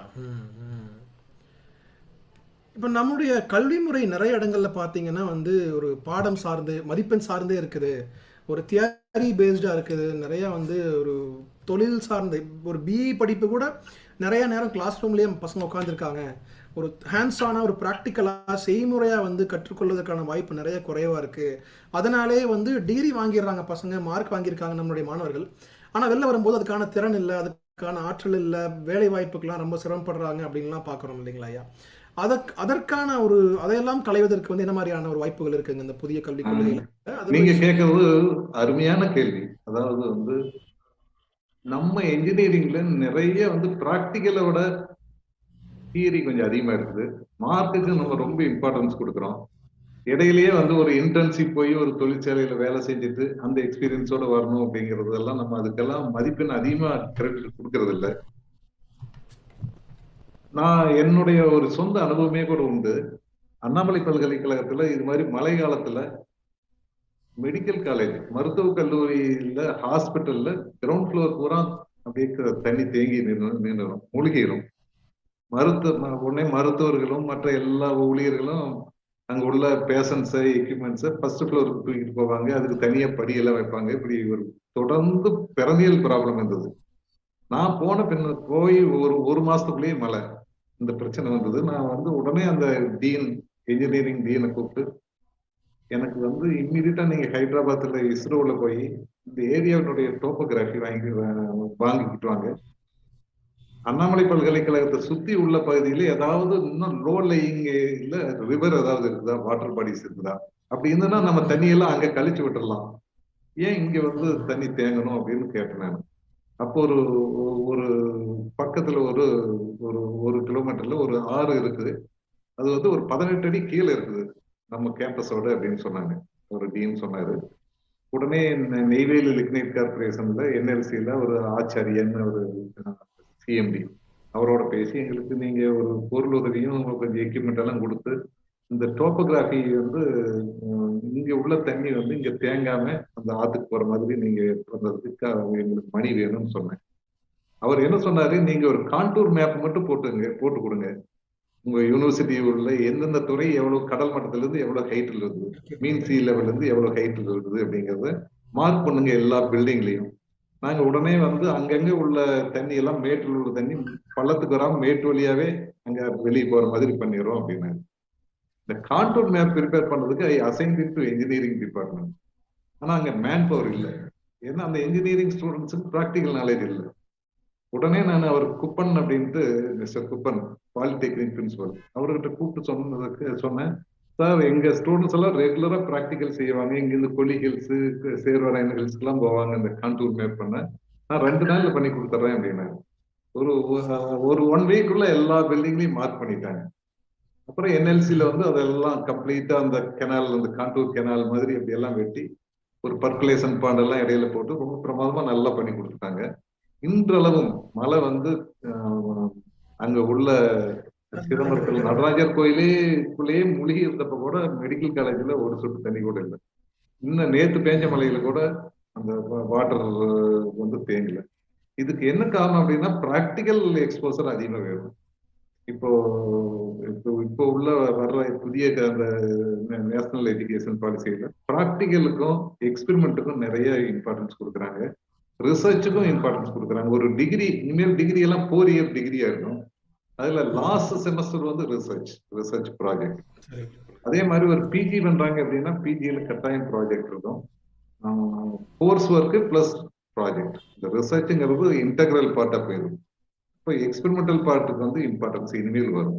அப்பதான் மாணவர்களுக்கு வந்து ஒரு தொழிற்சாலைக்கு போனாலோ ஒரு இன்னோவேட்டிவ் ஐடியாவெல்லாம் வரும். அவங்களோட ஒரிஜினல் அதே ஒரு நீங்க செஞ்ச அந்த திட்டமிடல வந்து கரெக்டா பண்ணிருந்தா சென்னை எல்லாம் இன்னைக்கு தண்ணியில மூழ்கி இருக்காங்க. நல்லா சொன்னீங்க. நானே வந்து நானே என்னோட பர்சனல் லைஃப்லயே பாத்தீங்கன்னா நான் வந்து ஒரு பியூரா ஒரு ஆசிரியரா மட்டும் போதிக்கிறவாதியரா மட்டும் இல்லை. கூடவே ஒரு ரிசர்ச்சர், அதே மாதிரி ஒரு எக்ஸ்டென்ஷன் இண்டஸ்ட்ரியல் கன்சல்டன்டா ஆரம்பத்துல இருந்தே இருந்தேன். இப்ப என்னோட ஸ்டூடெண்ட் இப்ப பக்கத்துலதான் இருக்கிறாரு, சவுந்தரராஜன் அப்படின்னு. அவர் பேரி அக்ரோ இண்டஸ்ட்ரீஸ் லிமிடெட், அவங்களுக்கு வந்து ஒரு தேயிலையில ஒரு பெரிய நொட்டோரியஸ் டிசீஸ் ஒண்ணு உண்டு. அதாவது பிளிஸ்டர் பிளேட் டிசீஸ் அப்படின்னு. அது வந்ததுன்னா எஸ்டேட்டே காலி. இது மாதிரி அது அதோட தேயிலையில வர்ற நோய்களை கண்ட்ரோல் பண்றதுக்கு ஏதாவது கெமிக்கலை டம்ப் பண்ணுவாங்க. 3 நாளைக்கு ஒருக்கா மருந்து அடிச்சுட்டே இருப்பாங்க. ஆனா குவாலிட்டி கம்மியாகும், எக்ஸ்போர்ட் பண்ண முடியாது, ரெசிடுவல் எஃபெக்ட் எல்லாம் வரும். அதனால ஒரு பயோபெஸ்டிசைட் நம்ம டெவலப் பண்ணணும்னு ஒரு ப்ராஜெக்ட் கொடுத்தாங்க. அவங்களோட அந்த ஸ்டூடெண்ட் அங்கே போய் இருந்து நாங்க வந்து ஒரு பயோபெஸ்டிசைட் டெவலப் பண்ணி கொடுத்தோம். அது வந்து டிசீஸை வந்து கெமிக்கலுக்கு ஈக்குவலா கண்ட்ரோல் பண்ணோம், டிசீஸை கண்ட்ரோல் பண்ணோம். அதே நேரத்துல ஈல்டையும் அதிகமாகும். அதை ஸ்ப்ரே பண்ணீங்கன்னா ஒரு ஹார்மோனல் எஃபெக்ட், நல்லா இலைகள் நல்லா வரும், ஈல்டு அதிகமா வரும்.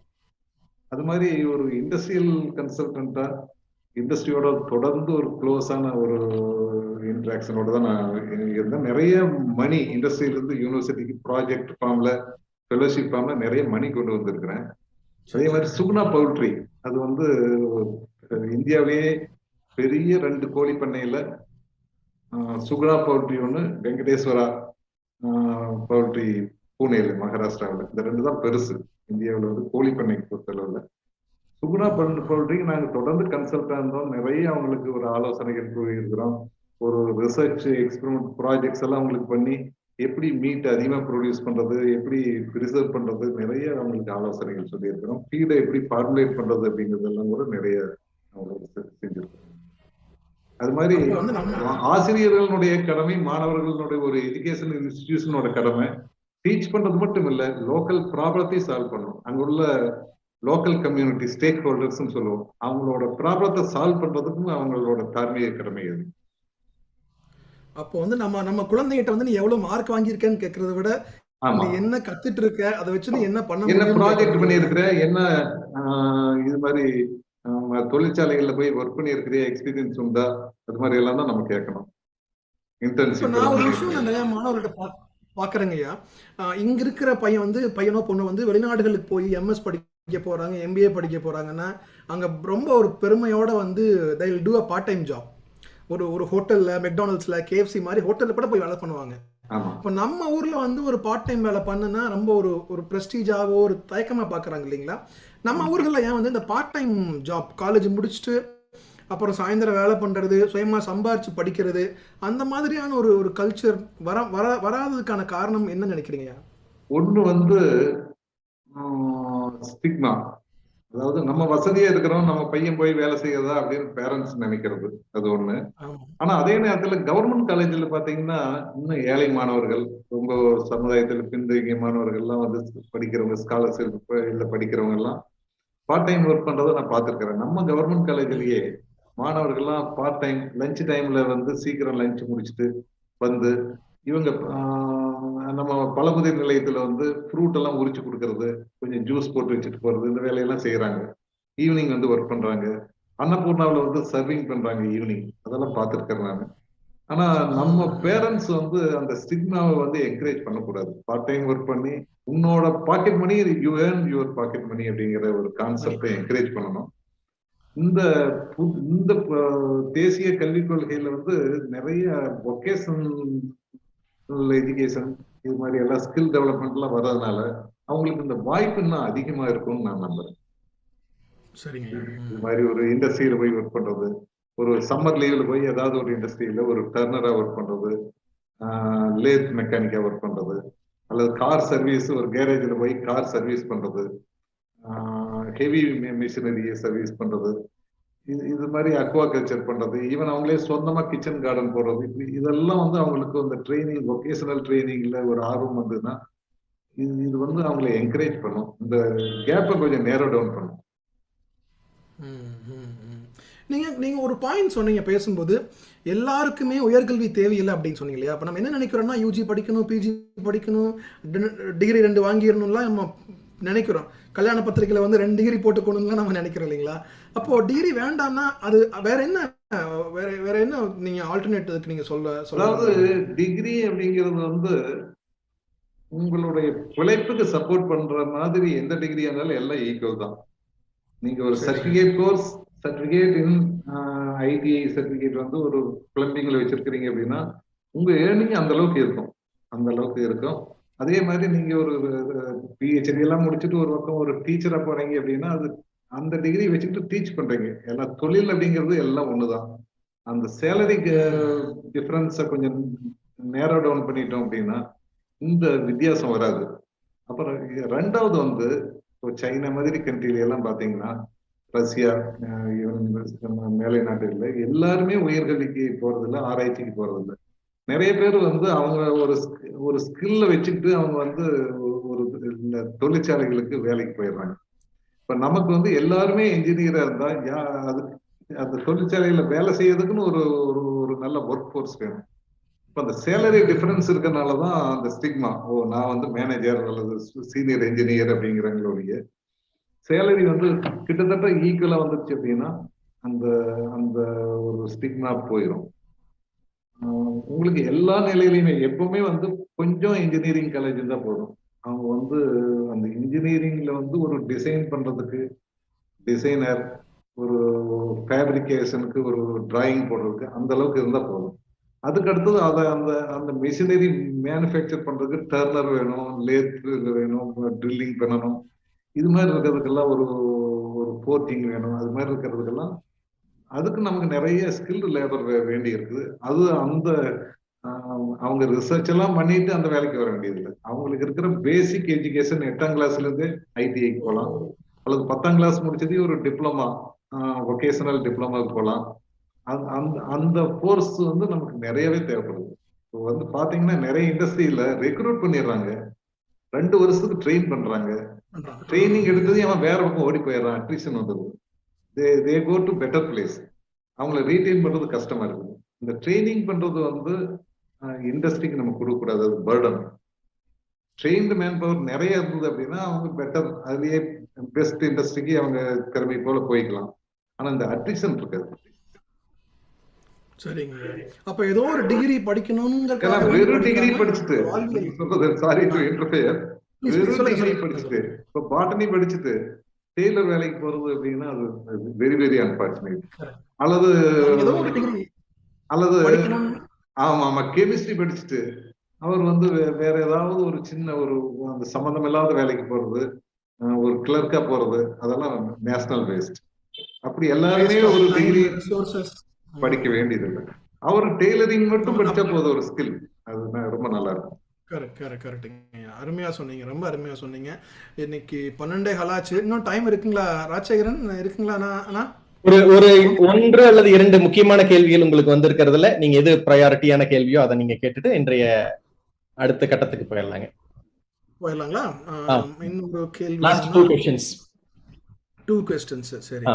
இப்போ நம்ம நிறைய கல்வியில வந்து பிசினஸ் சார்ந்த பாடங்கள், நம்முடைய அடிப்படை கல்வியிலே வந்து நம்ம சயின்ஸ், கெமிஸ்ட்ரி எல்லாம் படிக்கிறோம், மேக்ஸ் படிக்கிறோம். பட் ஆரம்பத்துல இருந்தே தொழில் சார்ந்த பாடங்கள் வந்து இருந்துச்சுன்னா நம்முடைய மாணவர்கள் வந்து சின்ன வயசுலயே ஒரு தொழில் முனைவோர் ஆகலாங்கிற எண்ணம் வரக்கு வாய்ப்பு இருக்கு இல்லைங்களா? அந்த மாதிரியான மாற்றங்கள் கூட இன்னைக்கு இதுல இருக்குதுங்களா புதிய கல்வி கொள்கையில? அது எப்படிங்கய்யா? அதாவது பிசினஸுக்கும் இப்ப புதிய அதாவது புதிய கல்வி இப்ப வர்ற நேஷனல் எஜுகேஷன் பாலிசியில சயின்ஸுக்கு கொஞ்சம் என்னோட பார்வையில சயின்ஸுக்கு கொஞ்சம் இம்பார்ட்டன்ஸ், கொஞ்சம் வெயிட்டேஜ் அதிகமா இருக்குது. ஒரு 70% வச்சுங்க. ஒரு ஆப்ஷனல் சப்ஜெக்ட்ஸ்னு கொடுத்துருப்பாங்கல்ல, ஒவ்வொரு பையனும் எதுல தெரிவு செய்யலாம் இந்த பாடத்துக்குள்ள அப்படிங்கிறது ஒகேஷன்லயே. அதுல பாத்தீங்கன்னா சயின்ஸ் சார்ந்தது நிறைய இருக்கும். ப்ராபபிளி சயின்ஸ் நிறைய இருக்கிறதுனாலே இருக்கும். அதாவது அக்ரிகல்ச்சர் இருக்கு, அக்வா கல்ச்சர் இருக்கு, இது மாதிரி இண்டஸ்ட்ரி, வேரியஸ் இண்டஸ்ட்ரி இருக்குது. அந்த ஒகேஷன் அதிகமா இருக்குது. ஆர்ட்ஸ் சம்பந்தமா கொஞ்சம் ஒரு 20 to 25% தான் இருக்கும்னு நினைக்கிறேன் நான். ஆனா அந்த 25%ல அவங்களுக்கு அக்கௌண்டன்சி மற்ற இது மாதிரி காமர்ஸ் எல்லாமே இருக்கு, பேங்கிங் எல்லாம் இருக்கு. சில பேர் வந்து இது மாதிரி பிசினஸ் சொந்தமா பண்றதுக்கு நமக்கு ஒரு ஃபைனான்ஸ், அதுல வந்து ஃபைனான்சியல் மேனேஜ்மெண்ட்ல நமக்கு ட்ரைனிங் வேணும். அப்பாவோட பிசினஸ் ஆல்ரெடி எஸ்டாப்ளிஷ்ட், நமக்கு ஃபைனான்ஸ் தெரிஞ்சா போதும்னு நினைச்சாங்கன்னா அதுக்கு போகலாம். ஆனா ஒரு புதிய தொழில் முனைவோர வரணும் அப்படின்னா அவங்களுக்கு ஸ்கில் வேண்டியிருக்கு. மெயினா அந்த அந்த ஒரு இன்னோவேட்டிவ் மைண்ட் இருந்தா தான் அவங்க வந்து ஒரு வடிவமைச்சு, ஏன்னா நிறைய எஸ்டாப்ளிஷ்ட் இண்டஸ்ட்ரி நிறைய இருக்கு, அவங்களோட போட்டி போடணும். அல்லது இவங்க வேலை செய்யற இண்டஸ்ட்ரியில இருந்தே வெளியே வந்து அதே ப்ராடக்ட் செய்யணும்னா அந்த ப்ராடக்ட் இன்னும் கொஞ்சம் இம்ப்ரூவ் பண்ணா தான் முடியும். அப்புறம் ஒரு 3 பேர் 4 பேர் வச்சுட்டு இவங்களே அதை ஃபேப்ரிகேட் பண்ணி பண்ணணும். அப்போ அவங்களுக்கு டெக்னிக்கல் ஸ்கில் தான் அதிகமா தேவைப்படும். இருக்கிற பிசினஸ் அப்படியே ரன் பண்றதுக்கு அவங்களுக்கு ஒரு அக்கௌண்டன்சி மற்ற ஃபைனான்சியல் மேனேஜ்மெண்ட் எல்லாம் தெரிஞ்சா போதும்.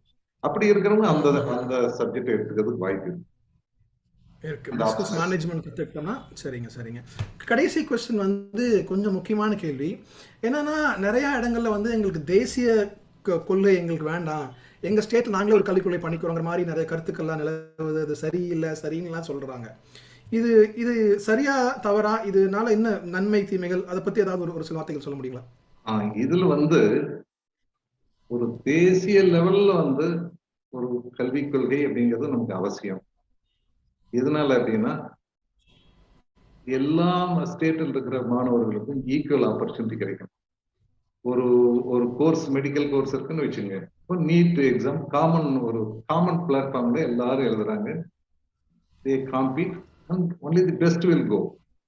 வேணா அந்த ஸ்டேட்டுக்கு ஒரு பர்டிகுலர் பர்சன்டேஜ் லோக்கல் பீப்புளுக்கு ரிசர்வ் பண்ணிக்கலாம், அதுல ஒன்றும் தப்பு இல்லை. ஆனா என்ட்ரிக்கு வந்து எல்லாருமே ஈக்குவல் புட்டிங்ல தான் போட்டி போடணும். அப்படி இல்லாம ஒவ்வொரு ஸ்டேட்ல எங்க ஸ்டேட்டுக்குள்ளேயே நாங்க வச்சுக்குவோம் அப்படிங்கிற மாதிரி இருந்ததுன்னா அது அவ்வளவு சரியா வராது. ரெண்டாவது வந்து இது வந்து ஒரு குறுகிய கண்ணோட்டத்துல போகக்கூடாது. ஒரு தேசிய பார்வைங்கிறது அவசியம். லோக்கல் லாங்குவேஜ் அதுக்கு வந்து இவங்க எங்க லோக்கல் லாங்குவேஜ் நல்லா டெவலப் ஆகணும். அதுக்கெல்லாம் புதிய கல்விக் கொள்கையில மதர் டங்குக்கு வந்து ரொம்ப இம்பார்ட்டன்ஸ் கொடுக்குறாங்க. 6ஆம் கிளாஸ் வரையிலும் அல்லது 8ஆம் கிளாஸ் வரையிலும் மதர் டங்லயே படிக்கலாம். மதர் டங்குக்கு எந்த விதமான, அதே மாதிரி லாங்குவேஜ் கோர்ஸுக்கு பின்னால போறவங்களுக்கு எந்த பிரச்சனையும் இல்லை. நான் தமிழ் தான் படிக்கணும், லிட்ரேச்சர் படிக்கணும் அப்படின்னா ஒன்றும் பிரச்சனை இல்லை. ஆனா வந்து ஒரு ஸ்டாண்டர்ட் வந்து இப்போ பாத்தீங்கன்னா ஸ்கூல் எஜுகேஷன்ல எல்லாம் ஸ்டேட்டுக்கு ஸ்டேட் வித்தியாசம் இருக்கு. ஆந்திரா இருக்கிறவங்க பாத்தீங்கன்னா ஐடிக்கு நிறைய அந்த சமயத்துல அவங்க எஜுகேஷன் பேக்ரவுண்ட் இன்ஃபுளுன்ஸ் பண்ணி இருக்கலாம்னு நான் நம்புறேன். நிறைய பேர் அமெரிக்காவுக்கு போனவங்க ஆந்திரா பையங்க கோச்சிங் சென்டர், மெயினா காரணம் ஹைதராபாத்ல இருக்கிற கோச்சிங் சென்டர்ஸ், அதுல சேர்ந்தவங்க எல்லாம் எக்ஸாம் எல்லாம் எழுதி நிறைய பேர் பெருஸ் ஆகுறாங்க. நம்ம தமிழ்நாட்டில் அப்படி இல்லை. அந்த ஏற்றத்தாழ்வுகளை குறைக்கணும் அப்படின்னா ஒரு நேஷனல் லெவல் பிளேயிங் வேணும் அப்படின்னு தான் நான் நினைக்கிறேன். ஃபீல்டு இருக்கணும்னு நினைக்கிறீங்க. நன்றிங்க, மிக சிறப்பான கருத்துங்க. கடைசியா வந்து முடிக்கிறதுக்கு முன்னாடி நீங்க இருக்கிற நம்முடைய கொங்கு சொந்தங்களுக்கு நீங்க ஏதாவது ஒரு சிறு கருத்து, ஒரு க்ளோசிங் தாட்ஸ் மாதிரி ஏதாவது சொல்ல விரும்புறீங்களா? நம்ம அதாவது நான் என்ன சொல்றேன், இந்த எஜுகேஷனை பொறுத்த அளவுல என்ன நான் சொல்லணும் அப்படின்னா, அதாவது 2 ஏரியாவில் அவங்க இன்னும் கொஞ்சம் ஃபோக்கஸ் பண்ணணும் அப்படின்னு நினைக்கிறேன் நான்.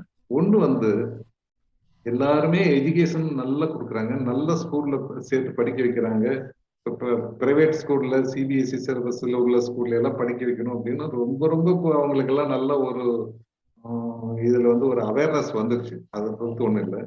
ஆனா இன்னும் நிறைய பையங்களை முன்னால இருந்து நிறைய பேர் வந்து இந்த அட்மினிஸ்ட்ரேட்டிவ் போஸ்ட்டுக்கு நிறைய பேர் நான் வந்து அவங்கள தயார் பண்ணணும். அதுக்கு பேரண்ட்ஸோட சப்போர்ட் இல்லைன்னா அவங்க படிக்க முடியாது.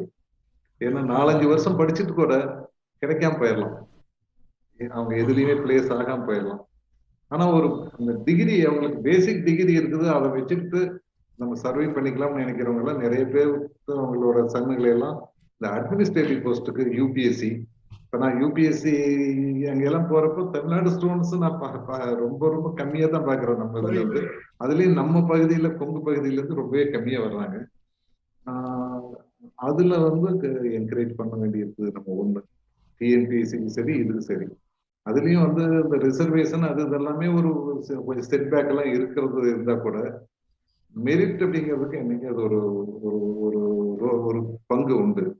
ரெண்டாவது வந்து இன்னும் நிறைய தொழில் முனைவோர் நிறைய வரணும். நம்ம யார் யார் அஃபோர்ட் பண்ண முடியுமோ அவங்க எல்லாம் வந்து அப்பா தொழிலையே பையன் பார்க்கணும் அப்படின்னு எல்லாம் இல்லாம பையனுக்குன்னு ஒரு என்கரேஜ் பண்ணி நீ அஃபோர்ட் பண்ண முடியுதுன்னா நீ ஒரு தொழில் ஆரம்பி, நீ வந்து பண்ணி அதை நல்லா டெவலப் பண்ணி நீ 10 பேருக்கு வேலை கொடுக்கணும் அப்படின்னு என்கரேஜ் பண்ணணும். இது இந்த ரெண்டும் நம்ம பகுதியில் மக்கள் செய்ய முடியும். கொஞ்சம் என்கரேஜ்மெண்ட் வேணும். அது வந்து பெற்றோர்கள் செய்யணும் இல்லைங்களா? ரொம்ப அருமையாக சொன்னீங்கய்யா. ஒரு மணி நேரத்து 1.5 மணி நேரம் ஆச்சு இப்போ. ஸோ மிகச்சிறப்பாக வந்து கல்வி, அதனோட முக்கியத்துவம், புதிய கல்விக் கொள்கையில் என்ன மாற்றங்கள் வருது, நம்ம பெற்றோர்களாக அதை எப்படி அதை எடுத்துகிட்டு போகிறது அப்படிங்கிற மாதிரியான பல அருமையான விஷயங்கள் நீங்கள் பகிர்ந்துக்கிட்டீங்க. அப்புறம் இன்னொன்று பிஸ்னஸ் நெட்வொர்க் நம்ம இடையில இன்னொன்று சொல்ல விரும்புறது, அந்த ஒரு குழந்தைங்கிற நாம்ஸ் வந்து நம்ம வந்து என்னைக்குமே அதை வந்து டிஸ்கரேஜ் பண்ணணும். பொதுவா நான் கூட அந்த தவறை செஞ்சிருக்கிறேன். அதாவது சைனாவில எல்லாம் பாத்தீங்கன்னா இப்ப வந்து அவங்களுக்கு ஒரு எக்கானமியில ஒரு பெரிய செட்பேக்கே வந்து increasing number of old age people. அவங்களுக்கு ஒரு இளைய சமுதாயம் இல்லாதனால இப்ப அவங்க வந்து நினைச்ச அளவுக்கு இப்போ பொருளாதாரம் போய்கிட்டு இருக்கிற வேகத்துக்கு ஈடு கொடுக்க முடியாம இருக்கிறாங்க. நம்ம கூட நம்ம வட்டாரத்தில் நம்ம அந்த தவறை செய்யக்கூடாதுன்னு நினைக்கிறேன். 3 குழந்தைகள் இல்லைனாலும் 2 குழந்தையாவது வேணும் அப்படிங்கிறது ஒண்ணு. சரிங்க, ரொம்ப நன்றிங்க. ஒரு சரியான ஒரு கருத்து.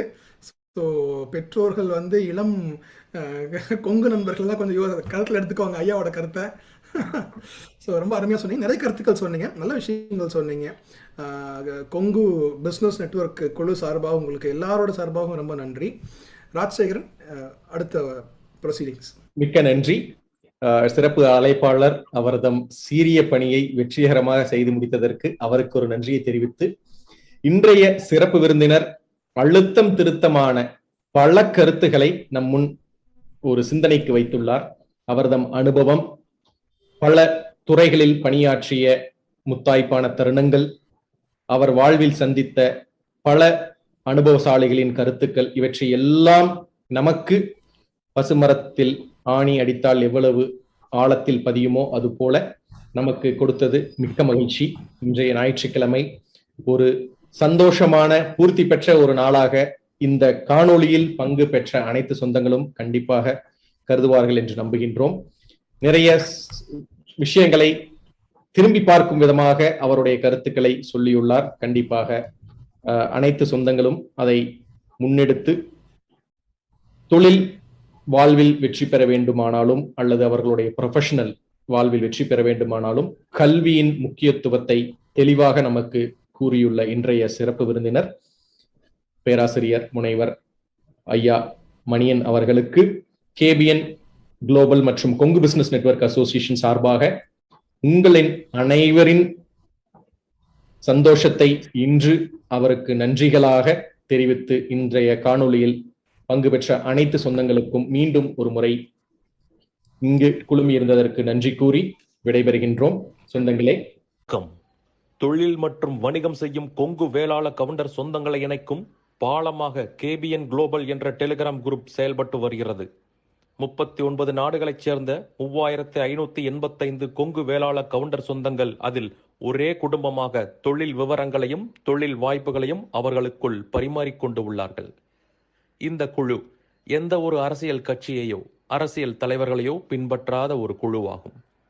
நமது சமுதாயத்தின் மேல் அக்கறை கொண்டு முற்றிலும் நம் மக்களின் வர்த்தகத்தை உயர்த்த வேண்டும் என்ற உன்னத நோக்கில் செவ்வனே செயல்பட்டு வருகிறது.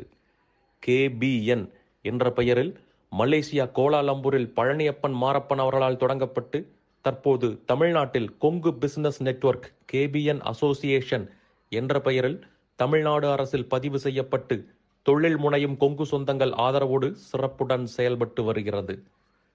KBN குளோபல் குழு தவிர வேறு எந்த ஒரு பெயரிலும் வாட்ஸ்அப் குழு, டெலிகிராம் குழு கிடையாது. இது நமது கொங்கு சொந்தங்களின் தொழில் மற்றும் சமுதாய முன்னேற்றத்திற்கு சேவை மனப்பான்மையுடன் உருவாக்கப்பட்ட அரசியல் சார்பற்ற அமைப்பு. இந்த குழுவில் இணைவதற்கு எந்த ஒரு கட்டணமும் கிடையாது. ஒரு சிலர் KBN பெயரை பயன்படுத்தி சந்தா வசூலித்து சுய லாபத்துக்காக குழுக்களை அமைத்துக் கொண்டிருக்கின்றனர். அவ்வாறு செயல்படும் குழுவுக்கும் நமக்கும் எந்த தொடர்பும் கிடையாது. 100 விழுக்காடு தொழில் சம்பந்தப்பட்ட பதிவுகள் மட்டுமே, அதுவும் இலவசமாக, எந்த ஒரு சந்தாவும் இல்லாமல் நம் சொந்தங்கள் அனைவரும் முன்னேற வேண்டும் என்ற உயரிய எண்ணத்தில் பதிவுகளை அனுமதிக்கும் ஓர் உலகளாவிய வர்த்தக குழு. நம் தொழில் அபிவிருத்திக்கு ஏற்ற ஓர் உபயோகமுள்ள ஒரே குழு KBN குளோபல் டெலிகிராம் குழு. சொந்தங்களுக்கு இது குறித்து சந்தேகங்கள் இருந்தால் +60 13299144 +6 0 13 2999144 என்ற அலைபேசி எண்ணில் வாட்ஸ்அப் குறுஞ்செய்தி அனுப்பலாம். நன்றிகளுடன் மலேசியா பழனியப்பன் மாரப்பன் அவர்கள் சார்பாக செழியன் குமாரசாமி. நீங்கள் நமது கொங்கு சொந்தங்கள் வாழ்வில் முன்னேற வேண்டும் என்று விரும்பினால் இந்த தகவலை உங்கள் சொந்தங்களுடன் பகிர்ந்து மகிழ்ந்திட அன்புடன் வேண்டுகிறேன். KBN குளோபல் டெலிகிராம் குழுவில் இணைந்து உங்கள் தொழில் வணிக உறவுகளை விரிவுபடுத்தி வளம் பெற வாழ்த்துகிறேன். வணக்கம்.